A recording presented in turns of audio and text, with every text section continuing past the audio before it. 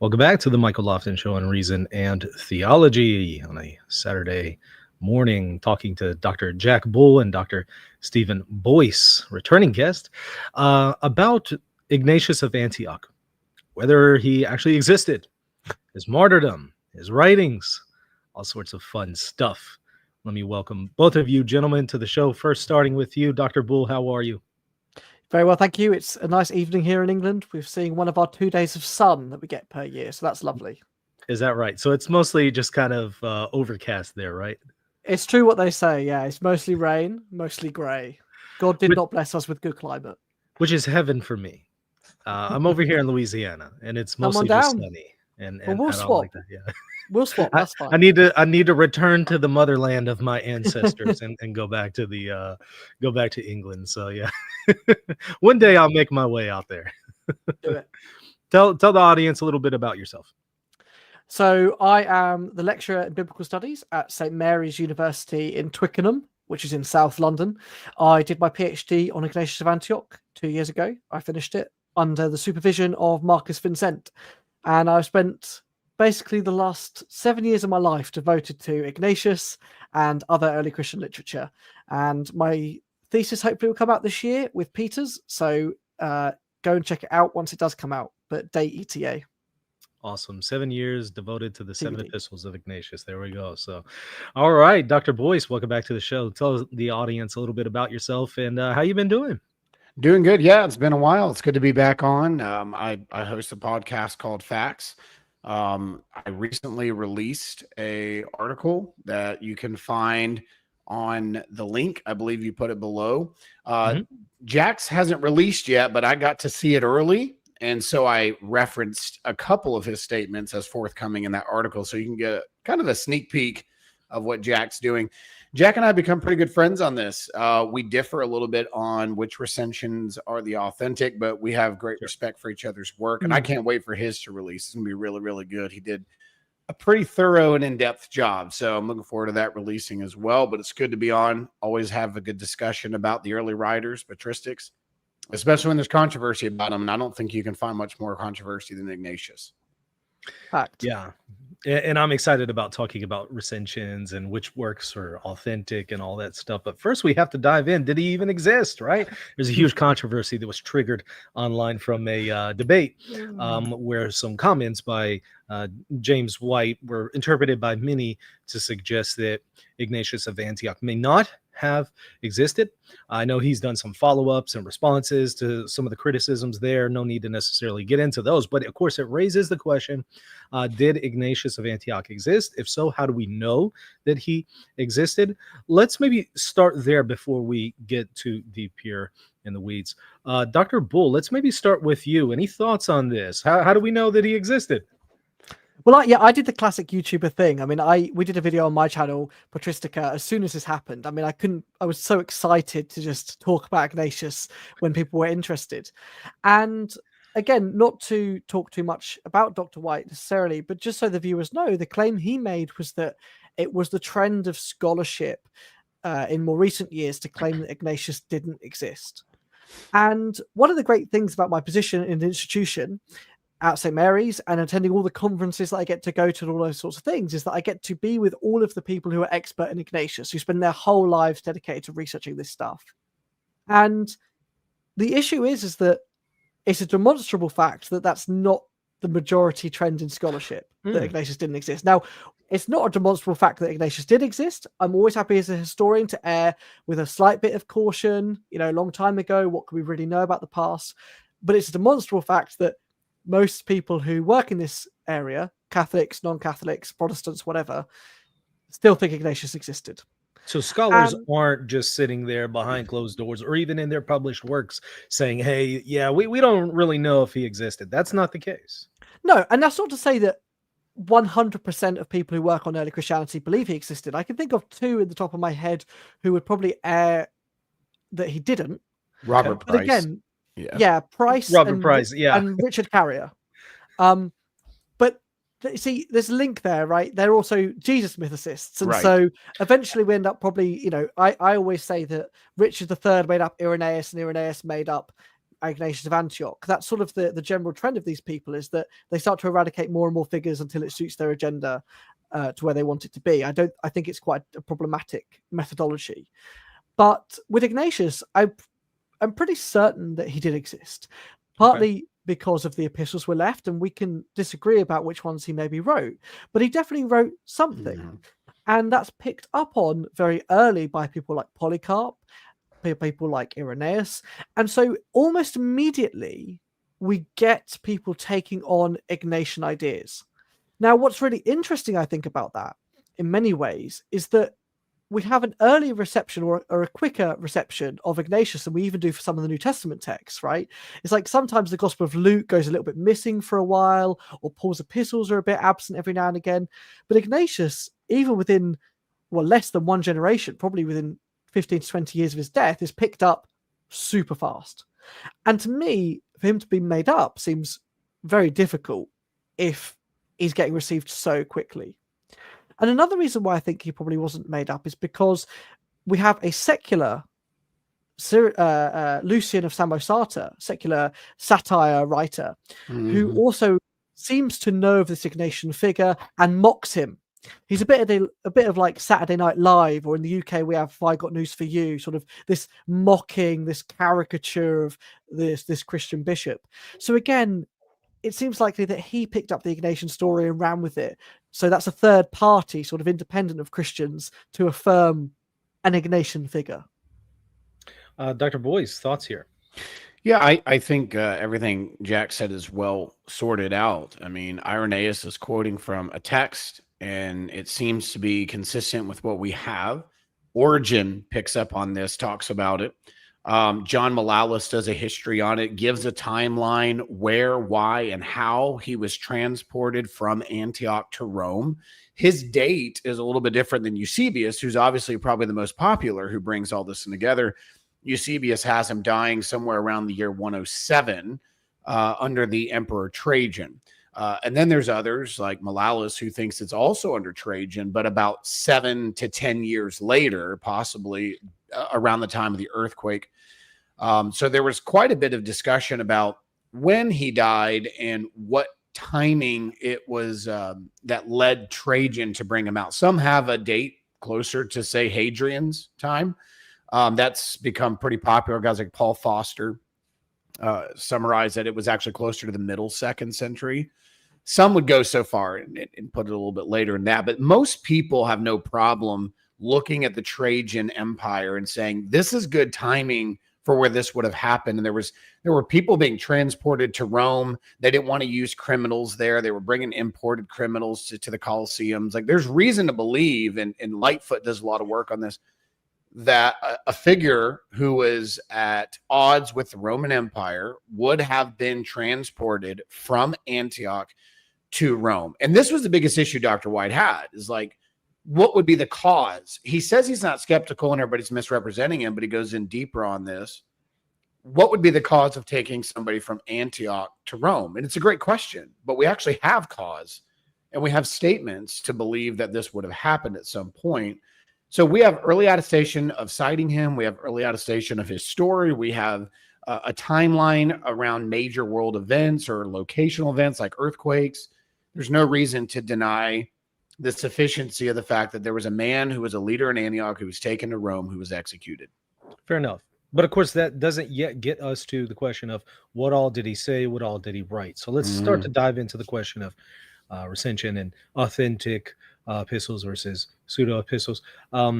Dr. Bull, let's maybe start with you. Thoughts here on what is actually authentic to Ignatius of Antioch versus pseudo writings? Yeah, and so perhaps some just and correct me at any point or interrupt, but just some preliminary words on just what we mean by these different versions of the Ignatian epistles, because I think one of the greatest hurdles to people studying Ignatian literature is the sheer amount of nomenclature and the complexity of the manuscript tradition that we have.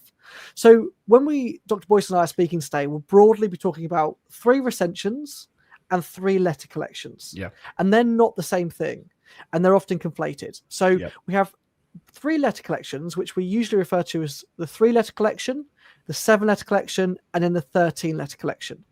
And they're exactly what they say on the tin. We have a manuscript that has 3 letters in it, another manuscript, or not manuscript per se, but an attestation from Eusebius that Ignatius wrote 7 epistles, which are widely accepted as genuine.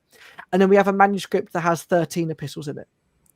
And then on top of that, we've got these 3 different recensions. So there's a small amount of material, a middle amount of material, and a longer amount of material. And we could go off on one for the next 3 hours about what that looks like and how we're going to unpick that and whether that's even the right way to describe these things. But because we won't today, we haven't got time, we'll save that for another video. So it's my belief, and again, I really enjoyed actually the article that Dr. Boyce referenced at the beginning that he's written. It's my belief, in contrary to him, that Ignatius wrote 3 epistles in what we know as the short recension. And so that's Polycarp, Ephesians, and Romans.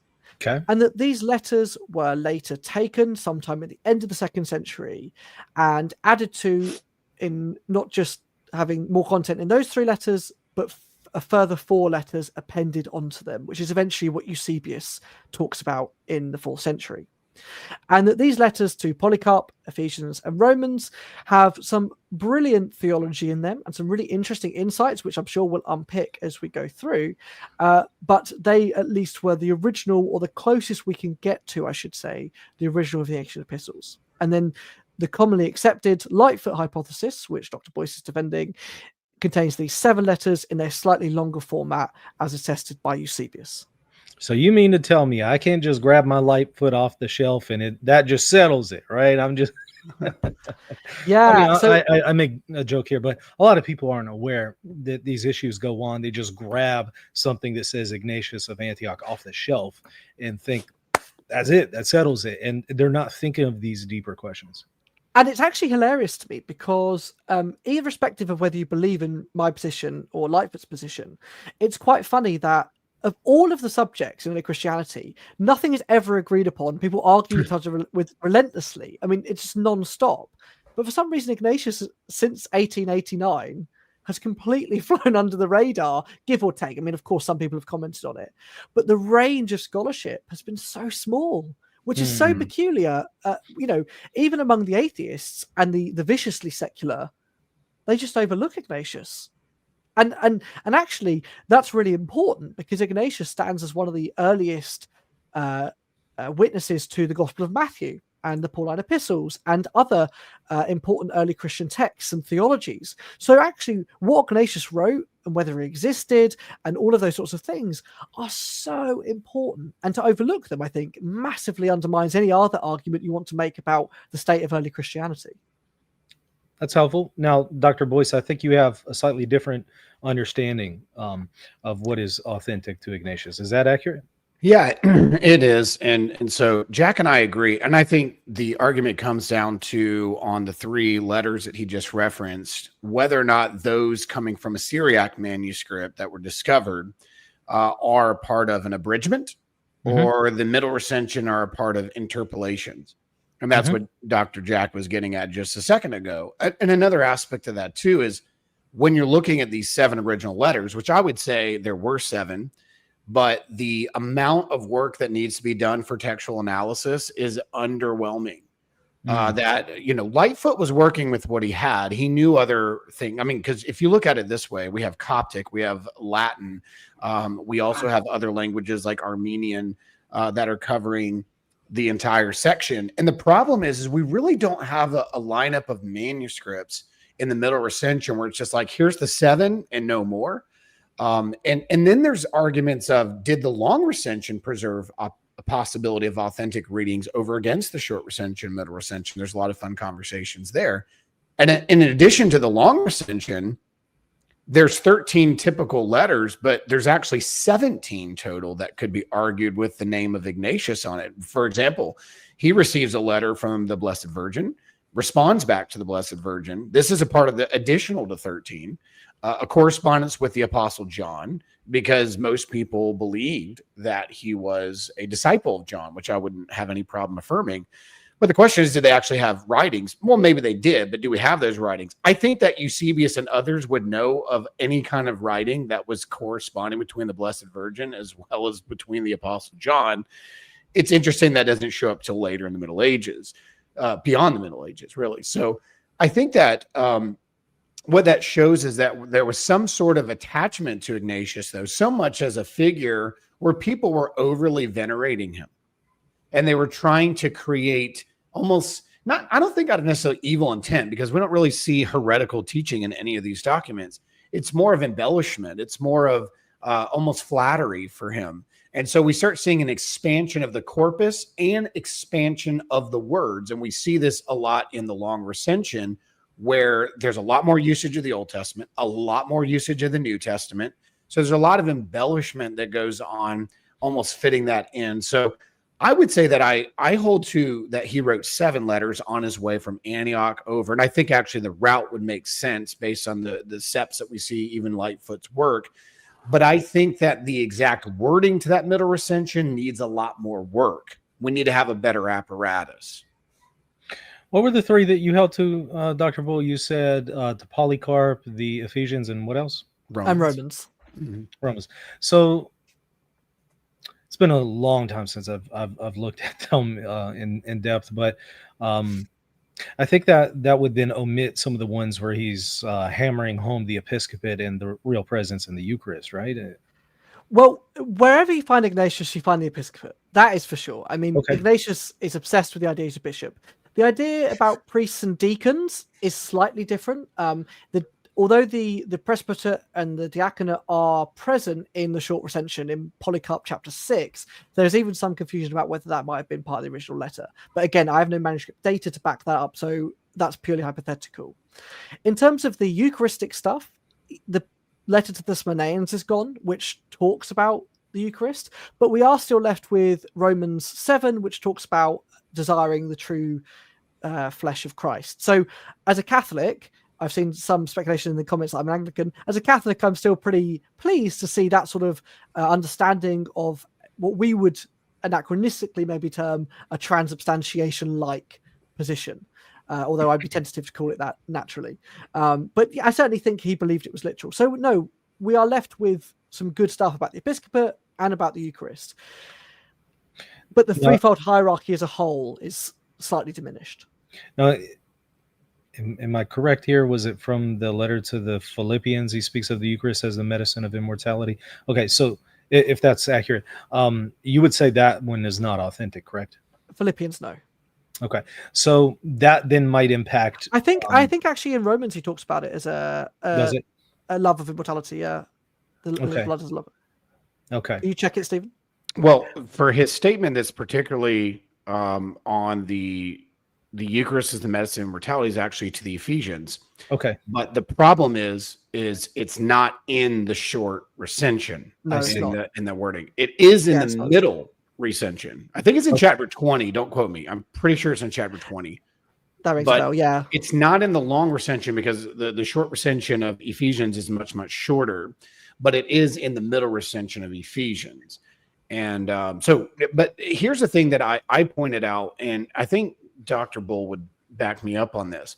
The episcopate is still found in the short recension of 3 letters. 100%. I know that the skeptical part of my friend wants to wonder about the Polycarp passage. I think we have absolutely no reason to doubt it. We differ a little bit there, but I think you would concede, right, that there's no reason to say it's not Polycarp, even though you wonder.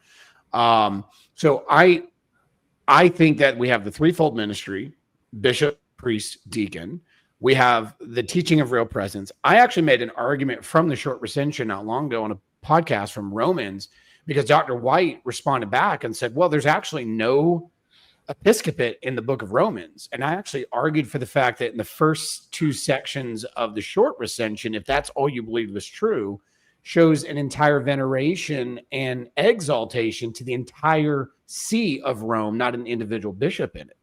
And the wording that he uses there, where he talks about their leading or their ruling, and he uses that term only in the middle recension one other time, and that is into the Magnesians, and he uses that term only for the bishopric. So the two terms that he uses, even in the short recension, are only used out of the language of Ignatius for bishopric. And it's interesting that he doesn't give command to the Romans the way he does to Polycarp, or the way he does to the Ephesians or the Philippians. He actually appeals to them and almost inquires of them to act a certain way on his behalf, or not act. He doesn't want to get out of his death. He actually pleads with them not to try to get him out of his death.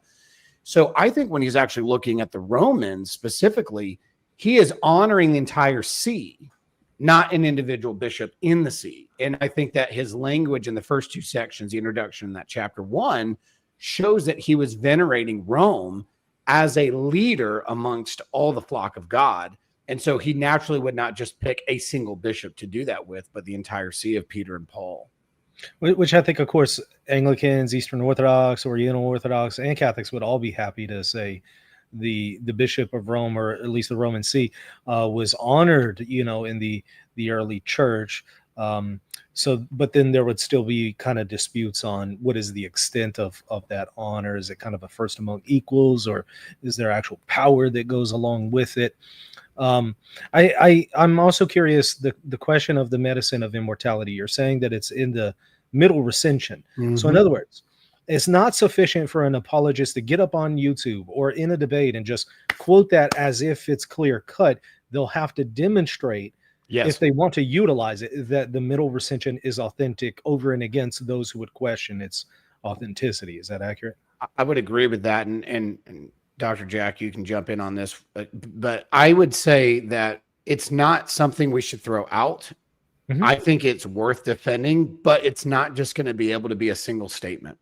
Mm-hmm. I think you're actually going to have to make the statement and demonstrate why that is authentic. But then I would have a fallback. This would be my challenge to apologists, to have a fallback to Romans 7 and say, and this is consistent with what we see in the non-disputed sections between the short, the middle, and the long, that he did believe that when he was eating the bread, he wanted and desired not just bread, but the actual body of Christ and the blood of Christ in the chalice. So I would say that you could make an appeal to it and say, this is in the consensus, because overall the middle recension is a consensus view. That might change over the years, but at this point it is, and say there's good substantial reason to hold to it. But even if this turns out not to be authentic, we have reason to believe this type of theology was in the writings of Ignatius in non-disputed places like Romans 7, and be able to subsidize that first argument with the second fallback argument, so that way you're airtight in your defending of the real presence. And I'd go one further, that even if I'm right, I still think that it's almost certain that Ignatius can't be much later than the middle recension can be much later than late 2nd century. So that's not quite the slam dunk that Protestants want it to be, because you've still got this theology happening, although not directly in the mouth of Ignatius, happening among early Christians. Sure. Yeah. So the view's still there. It doesn't necessarily mean it's orthodox or standard, but it is at the very least you can demonstrate it's there. And if you want to demonstrate it's standard and orthodox, you need to make additional arguments. The reason why I'm bringing this up is because I think that, right now we're on YouTube, right? So we're before just a general lay audience. Mm-hmm. I think the average person just kind of appeals to this stuff, and they're not aware that there are deeper debates that are going on here. And I think that people need to be aware. They can't just say, well, look, it's right here on newadvent.org, or it's in my Lightfoot edition, or my 38, volume set. So it's not always that simple. That doesn't mean that you can't use it, but you might have to do some additional steps in demonstrating that what you're appealing to is authentic in nature. Yeah. So when you open Lightfoot's edition, and we're mentioning him a lot because he becomes the great standout Ignatian scholar, sure. Whether rightly or wrongly. But his edition, he admits himself that there's a manuscript problem here, and often he cherry picks from long recension and short recension for his critical, inverted commas, critical edition, and mentions it in his critical apparatus and notes where he does deviate. So when you go to New Advent, what you're getting there is probably not. I haven't checked New Advent's edition against the manuscripts, but I would assume that what they have is not present in any single manuscript, that it's a conglomeration or a load of editorial choices of which reading they want to present. And even Lightfoot, and later, even more importantly, De Camp and Funk, realized that on some occasions, actually, the long recension might present the older reading, despite the fact that the letter collection as a whole, or the recension as a whole, is much later because of the different manuscript traditions and the way that things went. So it's a really, really complex task. And ultimately, because we don't have a critical edition of Ignatius yet, we're working on it, it's really hard to know quite what the reading is. But where I would want to just give some solace and comfort to your viewers, as Stephen said earlier, is that it is still the majority view that the middle recension of Ignatius in the 7 letters are genuine. And so to use them is, okay, not as a blunt instrument, but not wrong, right? Yeah. That's still the majority position. And I would say if you want to use my 3 letters, again, don't use them as a blunt instrument, but it's not wrong for you to do that. We can't expect everyone to have the textual nuances because of they have a lack of linguistic skills or whatever, time to research or whatever it may be. So I do recommend to your viewers that they still use them in their debates, they discuss them, but again, not as a blunt force instrument to just say whatever they want to about the episcopacy or the Eucharist or whatever it might be. Fair enough. But I think this is helpful for people to be aware of, because they're generally not aware that, first of all, they're obviously looking at a translation, but not necessarily a word for word translation. Sometimes there might be alterations in the translation itself. And also they may not necessarily be looking at something that reflects an actual manuscript. It could be, a group of readings from a number of manuscripts. And there's a lot of decisions that are being made by a person before they even get to see the text. And so they're not aware of these issues. And obviously this is an even more difficult situation whenever you speak about the text of the New Testament itself. There's a lot of that going on as well. So I think it's important for people to kind of be aware it's not always the slam dunk that they think it is, but that also doesn't mean that you need to err on the other extreme and think you can't know anything and you can't use it. No, there's somewhere, I'm sure, in the middle here, as you're suggesting. Yeah, and I think it's important to note on that too, because when you're looking at some of these translations, some of them are, like you said, they're very loose. When I was working on the paper, I was very discontent with some of the way, because I was going back to the Greek text and even in the Latin. And I'm like, this is loose. Like, I mean, you could, and we all have a bias. Yeah. When we come into reading a text and we want it to say what we already believe. And one of the hardest things, and I know Jack would agree with me, one of the hardest things to do is to come into something and put your bias on the sideline for a minute and just allow yourself to be fair. So what I ended up doing half the time is translating things myself. Multiple footnotes you'll find in my paper say translation by me, because I was completely discontent with the way they were going, and they almost favored presupposed ideas into the text itself. So I agree with you. I think we have to be very, very careful on this. But I don't think we have to be overly skeptical either. And my fear on and I think we're all saying the same thing on that. My fear is that we appeal too much to skepticism, that we're left with almost no certainty at all or no confidence at all. I don't think that's a good approach either. I do think there is a balance, and I don't think it's an easy one to find, but I think balance is important.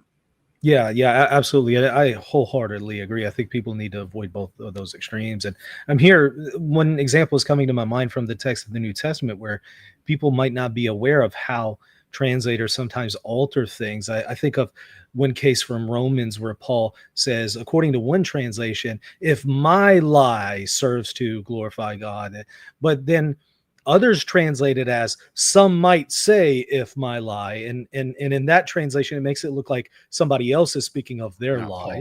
In this translation it looks like Paul is speaking about his own lie, and is this a real lie or is this hypothetical? But they're not aware that translators are making some pretty significant alterations, because those are two very different things, and the way you would know which one is authentic is actually going back to the Greek and saying the some may say part actually isn't there in the Koine Greek. And so people, I don't think, however, are aware that a lot of times some of these translators take a great deal of liberty and then will import their own theological biases into the translation of the text.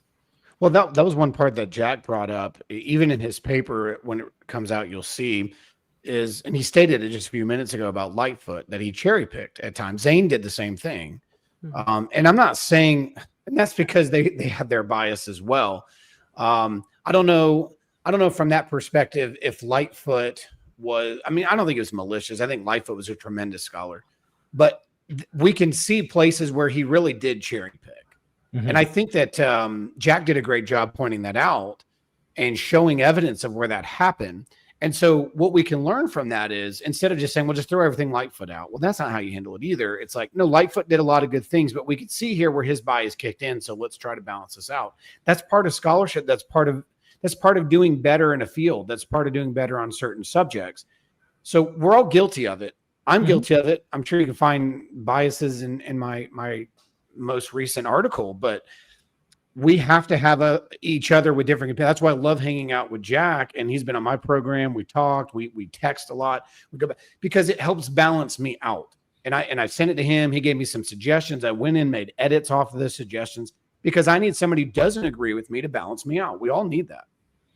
If I might add a third scholar into the discussion, so Theodore Zahn and Joseph Barber Lightfoot are the two that we're talking about, and it was the 1873 edition from Zahn and the 1885 from Lightfoot that really put this question of Ignatius on the heading where we are now. But there's an earlier fellow here who's one of my pet loves, who we talk about a lot on my channel, William Cureton, and it's interesting to me that he tries his absolute hardest to recognize his own bias and to just present the bare facts of Ignatius rather than commenting too heavily on them. And it's actually the initial position after Cureton publishes the short recension of Ignatius that people start to agree with him that the short recension of the 3 letters are true, including Lightfoot. And to give Lightfoot some credit, actually, he then changes his mind after further study. So he, although has a bias like we all do, at least he shows an opportunity that he can change his mind in that discussion. And although I think that Lightfoot is wrong and is often sloppy in some of his in some of what he does, there's no doubt that we have to recognize his important contribution. And actually, I'd argue maybe even further that if it wasn't for Lightfoot, we wouldn't even have the level of knowledge we do about Ignatius, even though I think he's wrong about some stuff. He, in some ways, helps maintain that Ignatian tradition for us today. And so when we're then looking at the text, one of the reasons, again, like Stephen said, I like talking to him. I mean, we're both Catholic and we're both quite conservative in the church. And so therefore, it even helps sort of channel the minds that because we're so similar on everything else, to then look at this one thing differently, there's also a level of trust there that we're not coming into people who are disingenuous or trying to lie about the text or just say that, well, no one existed ever because Christianity is the greatest myth ever told, made up by Paul or whatever it might be. So, you know, we're both going into it trusting each other's intentions. And I think that's quite another important part of having these dialogues is that we have to believe that the other person, including Lightfoot, who I also recognize probably was not malicious, has the best interest of the church and the text in mind. Let me ask you this. What is the earliest manuscript attestation that we have? Obviously, that's going to introduce questions of which recension, I suppose. But okay, what's the earliest attestation that we have at all, whether it's authentic, goes back to Ignatius or not? And what language is it in? Is it in Greek, Coptic, Syriac, something else? Let's talk about that. Are you asking for attestation to other early church father or manuscript? Well, I think we covered the attestation from church fathers already. Okay. Let's do manuscripts. Oh, in that case, I hand over to Stephen because it's his baby to talk about because it's his side.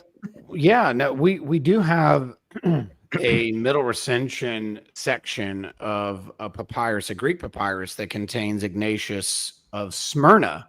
This is one of the pushbacks I have on my friend. There is a Greek papyrus containing Ignatius Smyrna. I think it's chapter 3 up to right around chapter Ignatius 12. Of Smyrna. I'm confused. Ignatius of Antioch to the Smyrnaeans. To the Smyrnans. Gotcha. That's Ignatius to the Smyrnans. Sorry. Writing to Smyrna himself, the church itself. Obviously, Polycarp was in Smyrna, so I don't think anybody argues that there was something sent that direction. It wouldn't be shocking if a additional letter to both the bishop and the church were both sent. It wouldn't be surprising. But there is a 5th century fragment, it's a very small fragment of the writings to the Smyrnans. The main earliest one after that is the one. What was the name of that manuscript, by the way? I have it published in my section here, actually, because let me So actually. this is pull it. not going to be in your major codices like Vaticanus, stuff like that. They're not No. in there, right? No, it's in Berlin. It's a Greek Berlin papyrus 10581, and it was Okay. published in, I think, the early 1900s, if I'm not Oh, wow. mistaken. So it's still available, but it's not like a part of like what you're saying, where you have like First Clement and Second Clement at the end of Alexandrinus, a 5th century Mhm. Greek New Testament manuscript. It's not attached, or the Shepherd of Hermas is attached Right. to some of the main. Yeah. It's not like that. This is a separate thing. In fact, Got it. most of what we have that is completely in Greek is an 11th century manuscript called Codex H, which is a combination of patristic writings from the Got it. full Greek copy That's of the pretty Didache. late. Very late. Yeah, 11th century. The one that Jack's talking about that was discovered by Curitin was in Syriac. And there is a Middle Recension Syriac, but it's much later than this. It's also past the 11th century. And Jack, you might want to tell a little bit about the discovery of that, because that's a pretty interesting thing where we find the short recension, because it is one of the earliest witnesses of Ignatius in the manuscript tradition. Yeah, I mean, it's one of my favorite stories talking about the finding of these manuscripts, because so often the story of their discovery is almost as interesting as the content of the epistles themselves. And so William Cureton is working in the British Library, and he has Henry Tatham go off to look for manuscripts of anything. I mean, he's not really bothered what they are, in the Eritrean desert in Egypt. And he goes and he comes back and he brings back, so Cureton is surprised to find a short recension of Polycarp on its own. So this is why when we talk about letter collections, it gets a bit complex, because we actually have a one letter of Polycarp on its own, a one letter collection, if that's even be termed such a thing. And so he sends him back, and he comes back, and this time Cureton writes, I was delighted to find, as I bet he was, a short recension of the 3 letters, Polycarp, Ephesians, and Romans. And then a few years later, a merchant called Auguste Pacho clears out the rest of the Nitrian library and brings another collection, of the short recension. But what are they dated to again? So these are dated to, let me just get all of them, because I always forget which order they date to. Mostly 6th and 7th century. They order, yeah, 6th and 7th century, and the order, I believe, was Romans first. Am I wrong, Jack? No, so the order was in the order that they're presented in. Yes. Polycarp, Ephesians, Romans. Polycarp, Ephesians, Romans. I'm just getting the date. So it's 7th or 8th century and 6th to the 9th century for the ones of the 3 letter collection in its totality. So the reason why the dates there are so broad is because the manuscripts are a complete mess. They're jumbled and they're hard to date. But somewhere around that time. So here's the difficulty. Even if he's being testified to, his existence is testified to by third parties, 2nd century, 3rd century, and onward, or even if they testify to a certain collection of writings of his, they're not telling us specifically what is in detail in those collections. We find out much later when we get into these manuscripts, but as you know, a lot can happen. A lot can creep in between the early 2nd century when he lives and the earliest manuscript that we may have in the 5th century. That doesn't mean he didn't exist. That doesn't mean he didn't write anything. That doesn't even mean that the work isn't authentic. It just means, however, a lot can creep in.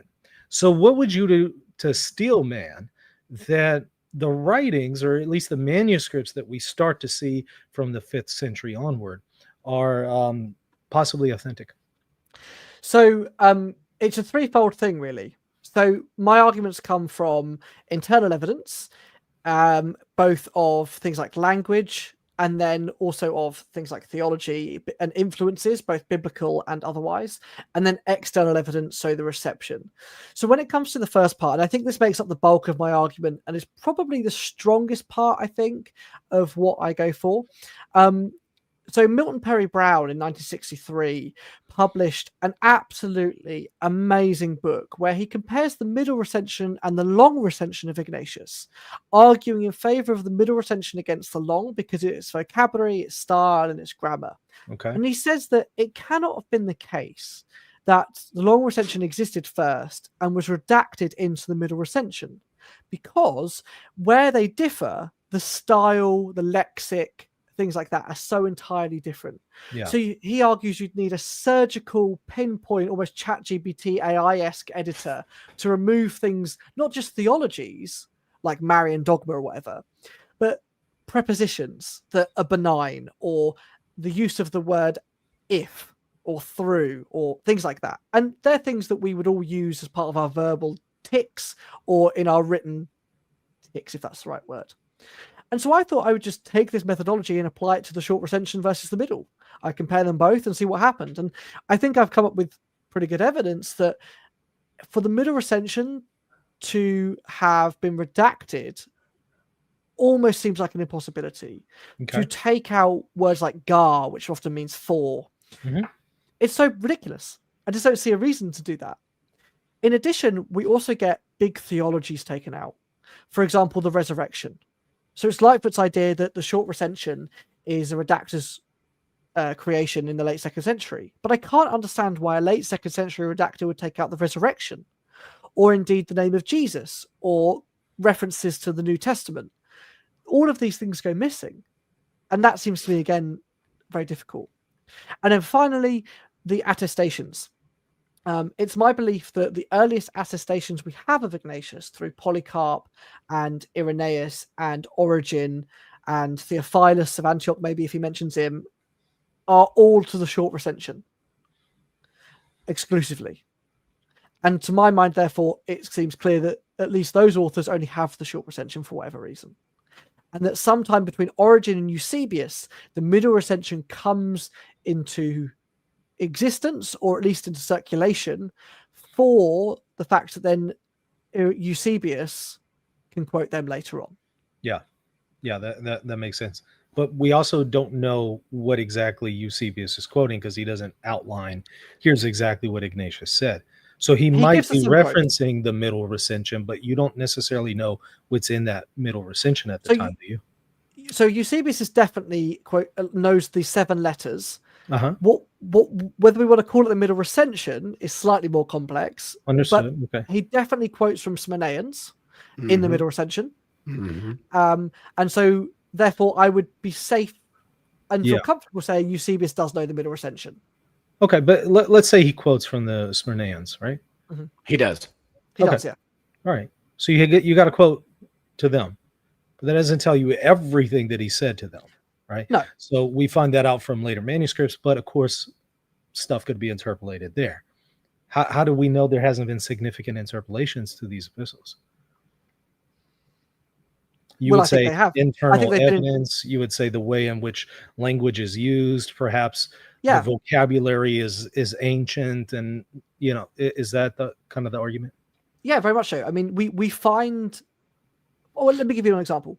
In the 2nd century, we see a revival of Greek philosophy under Hadrian, Antoninus Pius, and Marcus Aurelius. Okay, and in the middle recension, Alan Brent is absolutely pinpoint on this. His 2006 book on this is so good.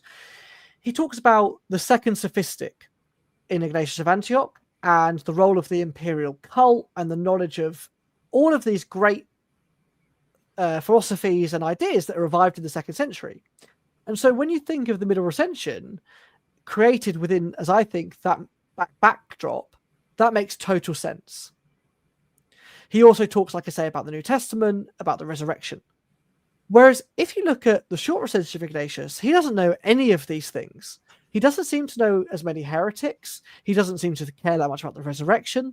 And again, if we look at other early Apostolic Father texts, I think are maybe contemporary to Ignatius, they share with the short recension far more than they do with the middle.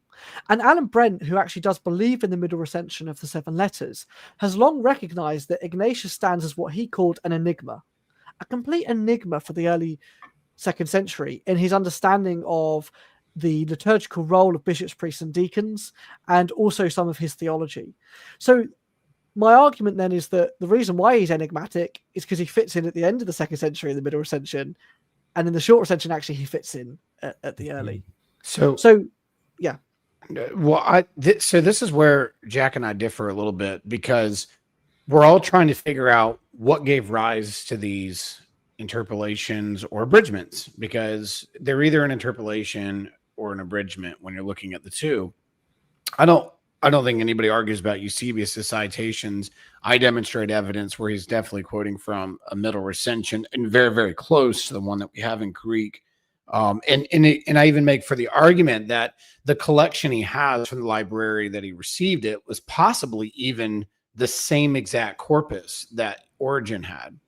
I make a statement about that from Paul Foster as well, from Lightfoot in the article itself. That's a possibility. I wouldn't say I'm dogmatic about it, but it stands to reason based on the library who's doing these researches and investigations in is where Origen's information was left. So it's very possible he was holding that corpus that Origen was holding as well, because there's a lot of debate whether Origen was quoting a middle recension at all, because he makes a phrase that's in the middle recension, but he doesn't give credit to Ignatius for it. So it's either a common statement that was circulating, or B, it was a part of something in the Ignatian corpus. He specifically identifies it as from the doctrine of Peter. Peter, yes. And someone else. There's another writing attributed to him. And so the question is, did that writing from Peter get it from Ignatius, or did Ignatius get it from the writing of Peter? In the sense of the Ignatius fragment that we have, is that coming from copying Peter? Is Peter coming from copying Ignatius? That leaves the door open to a lot of fun discussions. But what I argued for specifically about the short recension in the Syriac is that I think what the scribe was doing there was primarily focusing on Ignatius the man and spending less time being repetitive in theological side ideas that the church in Syria already held to and didn't need any dispute. And I even give an example of this where it's possible. We see this in the Syriac tradition. Tatian's Diatessaron, for instance. I mean, it follows the canonical gospels. I mean, you can find all four in the Diatessaron, and it doesn't even preserve particularly the order that we would put it in either, but it reshapes the material to a unified narrative, almost harmonizing these things and choosing a singular line story by taking out a lot of the extra, the repetitiveness. The one thing that Jack and I agree on, and he even said it earlier, is that Ignatius is extremely repetitive. I mean, very repetitive, especially in places about the bishopric. I demonstrate how often he quotes the idea of the Eucharist and the body and blood of Christ. It's almost exhausting sometimes to read the 7 letters, because it feels like there's a lot of copy and paste, or a re-inviting of this idea and then reinterpreting it, or giving another statement to it, or giving another shout out to something he said in the other 3 letters. This seems to be a repetitive thing. And it could be, and I make an argument for this, that the short recension Syriac scribe was primarily focusing on the man, not necessarily the theology everybody agrees on. And I give examples of this in the writing between how the book of Ephesians is used. For example, in Ephesians 7:2 in the middle recension, it reads, "There's only one physician who is both a flesh, spirit, born and unborn, God and man, true life and death, both from Mary, from God, first subject to suffering, and then beyond it, Jesus Christ our Lord." And I mark in the chart there in the article that it is lacuna in the short recension. And then if you go to the long recension, it's even further expanded with a whole lot of extra New Testament concepts put into it. But I demonstrate how that is a very theological form. I even demonstrate places in the Eucharist where, when he even uses the Eucharist that we talked about in Romans, he's not even talking about it theologically. He's talking about his own personal craving. Whereas in the other places, like the Magnesians, or his writing about it in the Smyrnans, when he talks about the real presence of Christ in the Eucharist in those ways, he's defending it. He's defending the need for it. But the one time that is only, that we could pretty much say is only in the short recension is mainly in that Romans passage. It could be argued from a few others, but in that Romans passage. And I found it interesting in my research that the one time he actually chooses to use it and speak of the flesh of Christ and the blood of Christ is in his own personal desire, where he's battling within himself possession. He's got his life on the line. He's having to weigh out what is most important to him and what has eternal value and temporal value.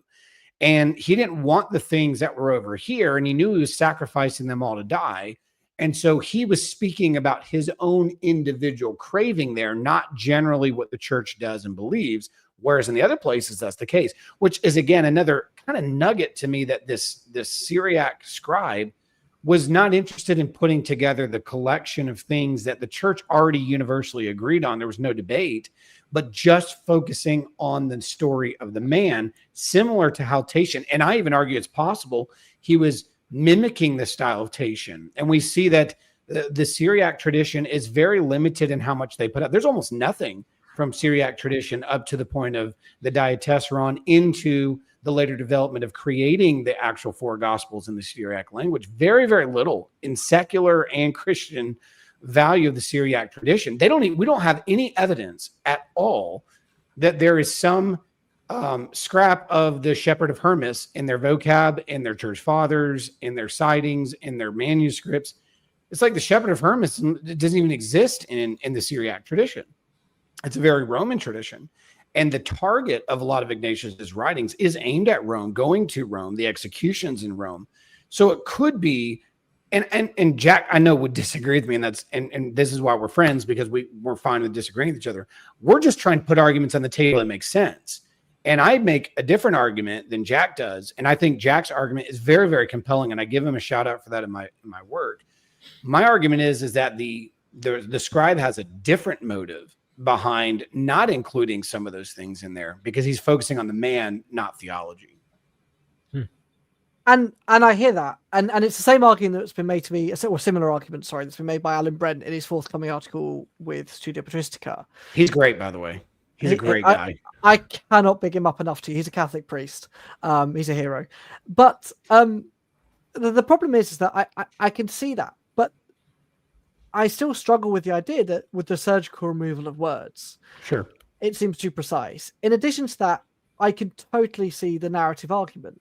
But when you're removing core Christian dogma to the extent where the resurrection entirely goes absent, that to me smacks of a real problem. Because why would you remove the resurrection? It's such a core fundamental. And yet, by the end of the 2nd century especially, you feel that you could just remove it. Or New Testament. I mean, this is after Irenaeus has laid great claims to the four Gospels, and there's been a return to Paul in proto-Catholic writers after Justin's little hiatus with Paul. And yet Ignatius says in the short recension, well, we'll just take them all out, or most of them out. They don't matter. We'll take many of the quotations out. And I just really struggle with that a Christian would do these things. Now, one may then level the claim, well, this was done by a heretic, to which, okay, I could see an argument, but then you still can't get over the prepositions, the adverbs, the wider benign vocab, as I call it, that just is so strangely absent.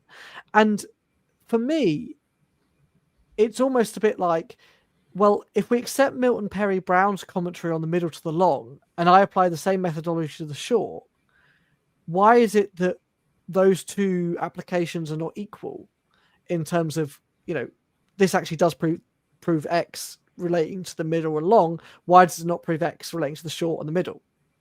And this is something I don't mind asking you, Jack, because I think we've had some fun discussions on this too, because we all know that the Middle Recension standard is particularly the Greek, which I think that needs to be updated, because I think that the Coptic possibly gets some lines better than the Greek. And I would even say that the Latin has better lines than some of the Greek. So, and I think Lightfoot conceded that. I don't even think Lightfoot argued that.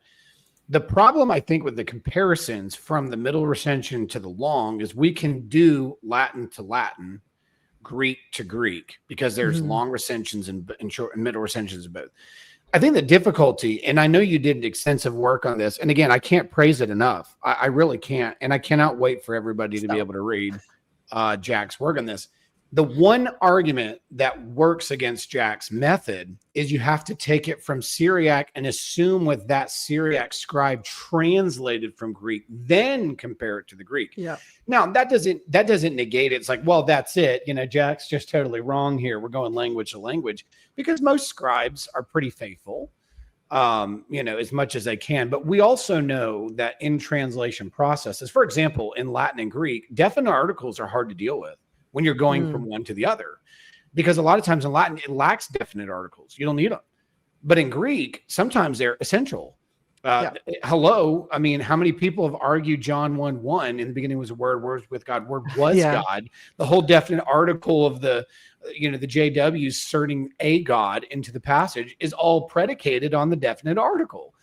Yeah. But in Latin, we don't have that problem like we do in Greek. So sometimes it does create difficulty of, all right, did this? Now, I'm not saying Syriac's that way, but my point is that when we go from one language to another, we're assuming that the translator of that Syriac short recension, when you're talking about gar in Greek for the preposition, did he seek to maintain those kinds of things, or did he feel like it would flow better in putting it in Syriac without much of these? And I'm not saying you're wrong, Jack. I'm not saying you're wrong at all. No. I'm just saying it creates a difficulty too. Look, 100%. And actually, I'm in conversation at the moment about how we're going to do this critical edition, about whether we just do one critical Greek text and then as a apparatus, everything else. And I don't think we can, because I think that you have to do justice to every language present. So we're going to try and run concurrent on every page, which in every language, which is going to be chaos. But one defense I would make, and this was shown also and recognized by Lightfoot and Curaton, and then later by De Camp and Funk, and then by Marcus Vincent, is that the short recension is almost definitely a translation from a Greek text and is often a quite literal translation, to the point where sometimes if the Syriac scribe doesn't like the word, he just transliterates it. Like athlete, for example, is a good example of this. He just transliterates it. With gar, we get a similar thing. We get ger. So it's nice and easy to track. Where we can get into some difficulties, and this is where I completely concede your point, it's why I'm really careful to think about it like this, is, for example, with the simple conjunction kai. And sometimes the Syriac doesn't need to have the conjunction which has a var. It doesn't need it in the same way. And this is one of the big points of contention over the origin attestation, about whether origin has the chi or not. So I never want to just reduce it down to those elements. But I also would be cautious to say, well, the Syriac is quite far removed from the Greek and we can't compare it at all. I think we can, as long as we're aware of all the issues we have. But like I say, I mean, I'm hoping that the critical edition will reveal some light to us, because, as I mentioned as well, also try not to cherry pick, though, I think the long recension sometimes presents the oldest reading. And so then what do you do with that? If this late text, these late manuscripts somehow seem to preserve an older reading, how has that come to fruition, right? What journey have these things taken? Now, all of this is only one part of the story in some ways, because when we then look at the manuscript tradition itself, even that is absolutely flooded with complexities. And not to want to open a can of worms after 58 minutes of conversation, but when we look at, for example, the Epistle to the Romans, that enjoys an entirely different transmission history to the rest of the epistles on its own, in a variety of settings, as part of the Acts of Martyrdom of Ignatius, on its own as just a standalone epistle, in the hagiographies of Simeon Metaphrastes. And again, not to complicate things too much further, but the Epistle to Romans exists in 5 recensions and not 3. So even the most researched Ignatius scholars are beginning to say, gosh, this is actually bananas. I mean, how is it that we've been dealing with just 3 recensions and 3 collections? This is such a misnomer. And the universal consensus, which Dr. White should have said, bringing us back full circle, is that the Ignatian question is wide open and really difficult. And that rather than just pontificating about, what or you may or may not have said, we need to work out what the text itself says before we try to understand what an Ignatius may have said. Wow. So it's even more complex than that. Wow. That's incredible. You were going to say something there? Yeah, I mean, so we're applying for this grant, which will hopefully give us the money to do the critical edition of Ignatius. And usually when you get to these sorts of grants, you have 2 or 3 people, they work for 3 years, it's fine. But every moment that I have in compiling this thing, I realize I need another team member. I need a Slavic. I need a Coptic. I need an Armenian. I need an Arabic. I need a Syriac, a Latin, and a Greek. And then who knows what? I need an Ethiopic. And so this team is just like getting bigger and bigger and bigger. And ultimately, for a team to be like that for such a project as this, it's crazy. And I think that's just indicative of how complex this Ignatian question is. And it's really refreshing, I think, that people are beginning to reopen this discussion, because, as I said, it's so strange to me that for 130 years almost, this was a rather settled question. And that just doesn't happen in early Christianity. There's something wrong with that. We need to argue about it a little bit to try and get underneath here. And so I'm really pleased that that's happening, even with people who disagree with me. In fact, even better with people who disagree with me. See, this is the point of it, though, and this is where I think Dr. White should have said in his debate, was that the issue is complex, because the point that Joe Heschmeyer was making in the debate was about a statement that's only in the middle recension. And so instead of avoiding his question, he could have answered the question, and then he could have brought up the point. But I don't think that people, even like Dr. White, understand the complexity of what the arguments are. One of the main things that he was quoting in his argument against Heschmeyer was from Jonathan Lukadu, who is an Ignatian scholar in Korea. He's in South Korea, I believe. Yeah, he's in Seoul. Yeah, he's a wonderful guy, and Jack's had him on. He and I have corresponded. He actually helped me work through the article, gave me some feedback. Tremendous scholar. Probably one of the top out there, if I was to bet. And he defends Ignatius of Antioch as a real man. He believes that the 7 letters are authentic, but he's overly cautious about it.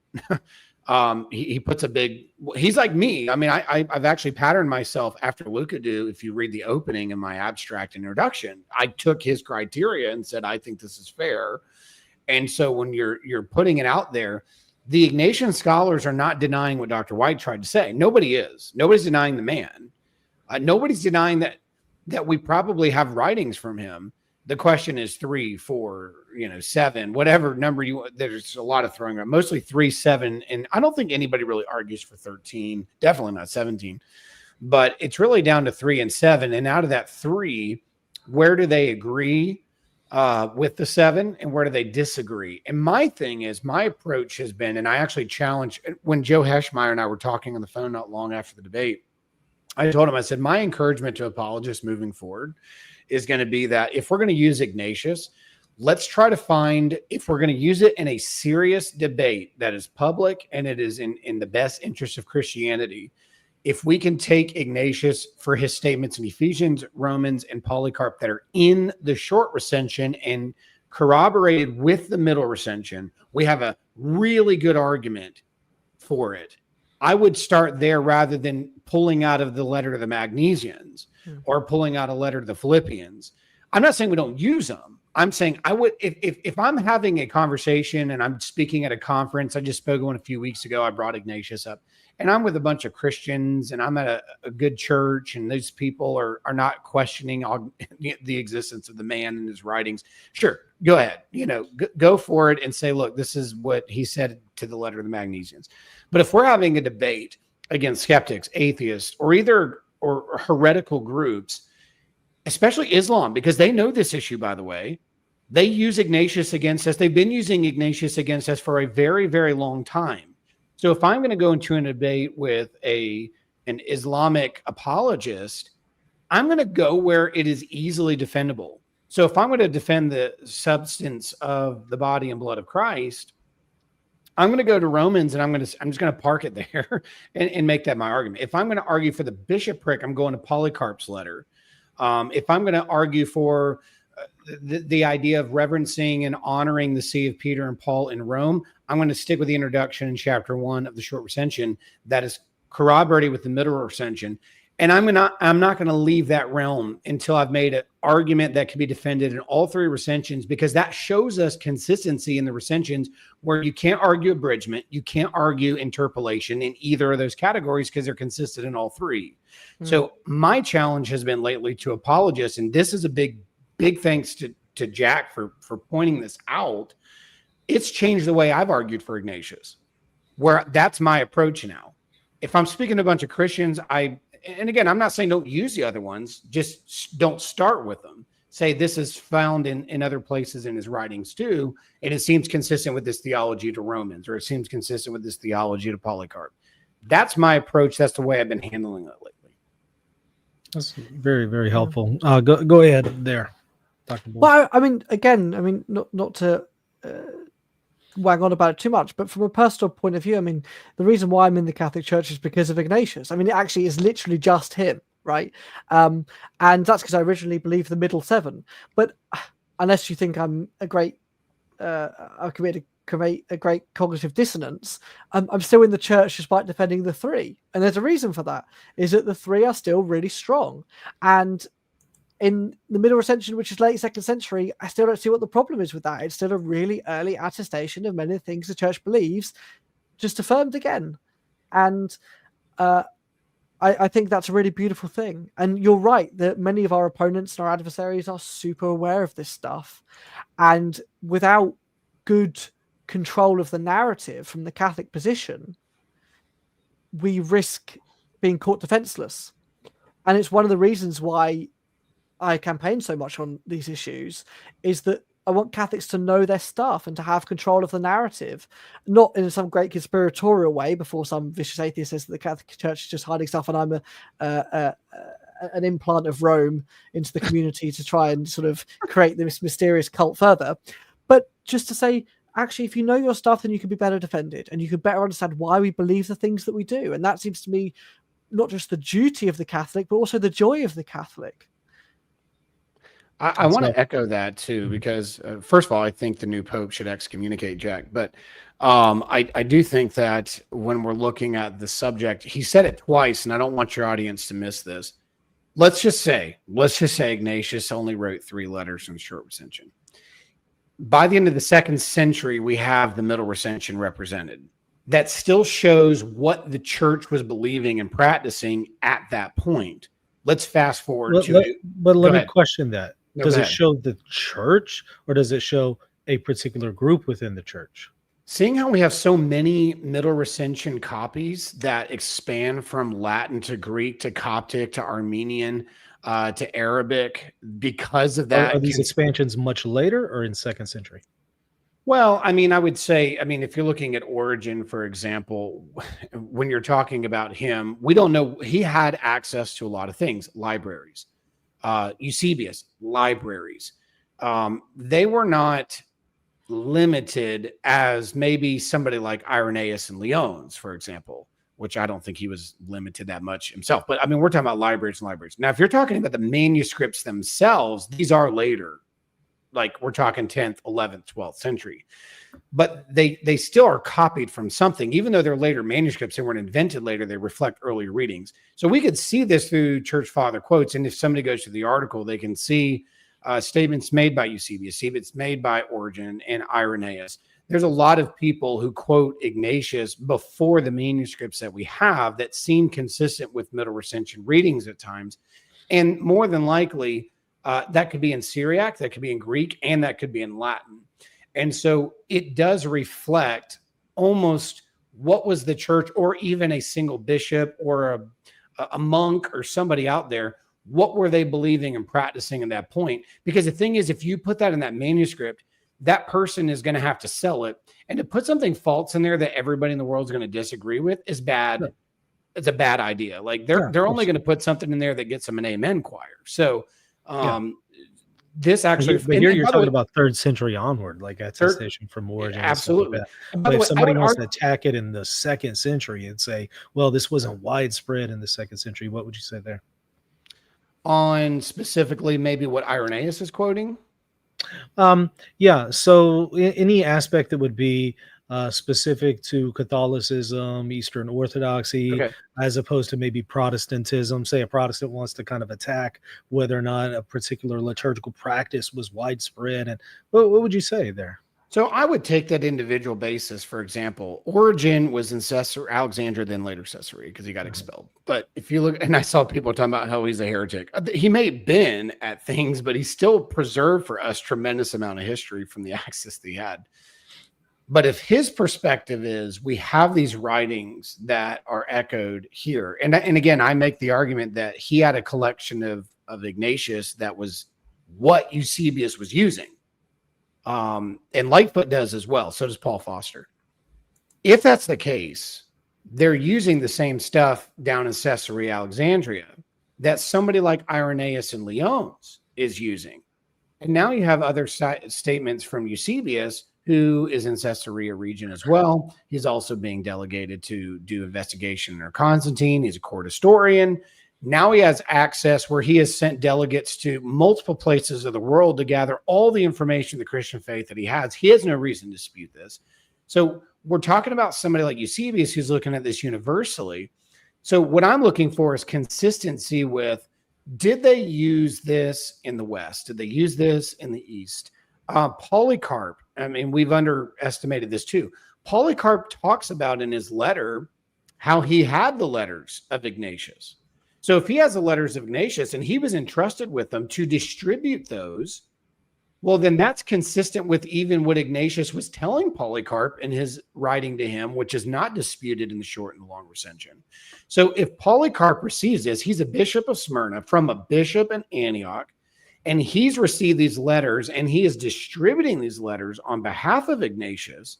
Well, now we have a spread of these letters that have gone to the regions in which they were designated, from Rome to the east, and even centralized more to Antioch itself.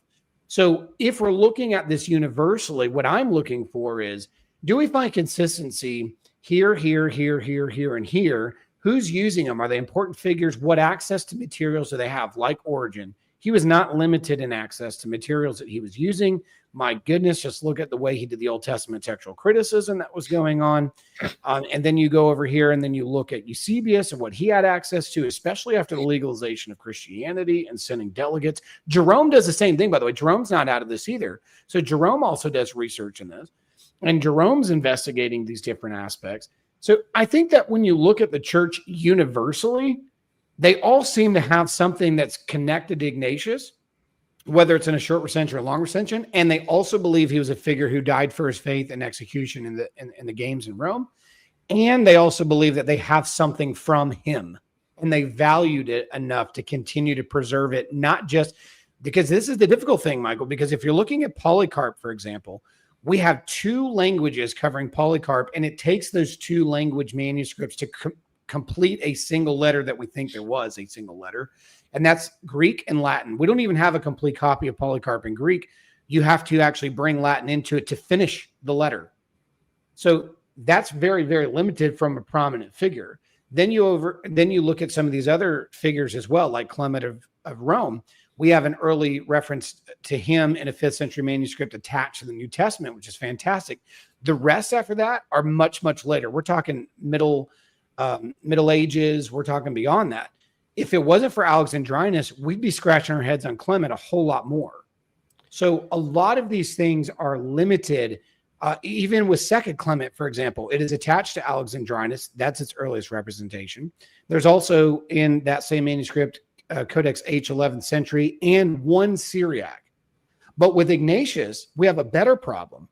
We have Arabic, we have Armenian, we have Latin, we have Greek. So I would say that demonstrates a further travel of the letter than, say, Polycarp or others. Now, Jack, you probably have some insight on that too. Yeah, I want to provide a bit of sort of not skeptical counterbalance, maybe, but just maybe some realism. No, you're skeptic. Go ahead. Yeah, no, I mean, if I'm going to get excommunicated, it'll probably be over liturgy than this. The thing that I find interesting about that, so as part of my rejection of the Middle Recension, I also reject some of the martyrdom story of Ignatius, and that rejection is not that he wasn't martyred. I think that's definitely true. But what I think is that he wasn't moved from Antioch to Rome, but rather was arrested somewhere already in the West and brought to Rome. And that's why I think the itinerary that he's given in the martyrdom, but then also sort of semi-corroborated by the epistles is mixed. And it's interesting then that you bring in the Polycarp, because it's actually Polycarp and his letter that some of these controversies about Ignatius revolve around, because Polycarp mentions Ignatius twice, in chapter 9 and in chapter 13, and seemingly with a contradictory position about what he understands of Ignatius. So in chapter 9, it's quite clear that he thinks that Ignatius has died, but then in chapter 13, he says, well, what is happening to Ignatius and those who are with him? Now, here we get into an issue with language, because in the Greek, of which we, as Stephen pointed out, this second bit in Latin we don't have in Greek, but in Greek the word with does not necessarily have to have a tense. You could just use meta and then no tense. But in the Latin it does have a tense, and it's the present tense. So either Ignatius is dead, or Polycarp doesn't know what's happened to him and those who are, quote, with him, but present tense still with him. Now, as part of the rejection of the middle recension, one also has to ask a question of the Latin chapter 13 of Polycarp, because it's there that he has an inference that 2 letters were written to Polycarp. One to Polycarp and one to the Smyrnaeans more widely, because he says the letters written to us. And so these 2 things are very closely related. And so then, again, adding to a further level of complexity to the Ignatian question, we also have to look at the Church Fathers, particularly Polycarp, about what they say about him, and then whether you reject or accept those positions on Polycarp. And so the question gets deeper. So building on that, so the argument is between Ignatius writing earlier, or excuse me, about Ignatius, Polycarp writing about Ignatius earlier. He mentions him as clear as dead. And then at the end, which is in the Latin section, he's speaking as if he's trying to understand his current state. And that's the argument that Jack is alluding to. And there's a lot of good discussion on this. In fact, Lucadou goes into this quite a bit. I think he wrote a whole section just on this question. But others have noted, and I think it's fair, that Polycarp wasn't necessarily inquiring about whether or not Ignatius was already dead, but what happened to him, which would be very interesting. And Jack, I don't know if you've engaged that with Jonathan at all too, but he didn't. He's not the only one that said that. Tim Perrine did as well. But if you look at it, the question is, if the statement that Eusebius also quotes, Eusebius quotes this section from Polycarp, and in it he has it in Greek, where we have it in Latin, so we can kind of see if the Latin went way off. The last line is not in Eusebius, that is in Latin, which there's a lot of debate that. But just on the fact that if he was inquiring in chapter 13 about the well-being or whether or not how he died, and I think it's obviously he was asking what happened to him, what was the way that it went down. Now that would be intriguing, because obviously they didn't have email and the news channels to send out a grand statement of our blessed Ignatius was taken in on such and such a date. This animal jumped him at once. He was torn from pieces to pieces. Like, obviously they didn't have the availability from Smyrna to Rome to have that kind of correspondence, but they did get correspondence. It could be that in chapter 13 of Polycarp, he's inquiring the how factor. Like, I need details of what happened. He may have been concerned about what happened. Were there any relics left from him? I'm not saying that's the case. I'm saying these are potentialities. What's left of him? What's known of him? Where's he buried? How did it happen? And what was the verdict? What did they hit him with? I don't know your thoughts about that, Jack, because this is something that Lucadou kind of entertained, and Tim took it a little bit further and summarized. And I actually found that interesting from Eusebius's quote of it, which is Greek, versus what we do have in the Latin, because there is quite a bit of consistency there. There's not a lot of deviation except the last line. But what do you think about him inquiring more about how it happened or what took place to him, more than he's still alive and we, let me know if he's doing okay and needs anything? What are your thoughts? I'm just curious. So I have 2 thoughts. The first one is, to some extent, on this question, I think James Ussher, the great 17th century Anglican bishop of Armagh, was the one who really thought about this question, and he talked about the meta versus the present tense Latin. Yep. And I think that the killer argument in some ways, that if we could prove that it was the meta tenseless, then that would really help the cause. However, for me, I don't agree with Jonathan or Tim, and would only be willing to countenance such a position if one was to say that these were two separate letters that were combined together. Because I can't quite see why Polycarp in chapter 9 says some stuff, has a load more word vomit, not to say it's bad, it's very good, but more word vomit, and then comes back in chapter 13 to ask that question. It would strike me that we'd follow that internal argument and then say, well, Ignatius and his friends gone off to death. What's happened to that? What's happened there? That would, to me, make some sense if it's going to be one letter. I would accept maybe a double letter, maybe because, if it's going to be merged together. But I still stand in the position that it's not, and that it's probably an interpolation. And I've argued, I'm going to make everyone an atheist, okay. And I've argued that I think that the author of chapter 13 may well have been the same person as the middle recension. I think that might be the same person, because I think that one of the things that we often forget is that whenever we're dealing with corpuses, we are not dealing with the original text. So as soon as you have a corpus, like we have in the short or the middle or the long, that's not the original text. That's not to say that they weren't transcribed well, but it's not the original. And therefore, whoever collects these things together has an opportunity at that point to make changes, not necessarily big ones, but certainly smaller ones. And we see that in playing out, even when the early church fathers are quoting each other. I mean, we'll take the Irenaeus one. I mean, Irenaeus quotes Ignatius all over the place, in no recension that we have. And I don't think Irenaeus makes a mistake. I just think that he changes it, right? I just think he does that. I think he's at liberty to do this. And I think that that's what happens to the short recension. When it becomes the middle, someone then plops in to Polycarp to try and justify the existence of this extra letter to Smyrna. Because if you read Polycarp's letter, and this is what it stumps me every time, is that why would Ignatius write to the Smyrnaeans when it's clear that he's just visited Polycarp in Smyrna? He then breaks all epistolary tradition and mentions the Smyrnaeans directly in chapter 6. Chapter 6 is only written to them. Why he then feels the need to write another letter to them? That to me seems so odd. Yeah, so that would be an interesting discussion, because that kind of goes to, was he patterning himself after, say, somebody like Paul? There's dispute about authentic writings of the 7 original letters or not, where there's places where it seems like he's writing a personalized letter and a group letter, say Philemon and Colossians, for example, which would have also been extended to the Laodiceans as described at the end of Colossians, to read it both there and at Laodicea. Philemon was also in that area, so you have a personal letter and you have a corporate letter to the church itself.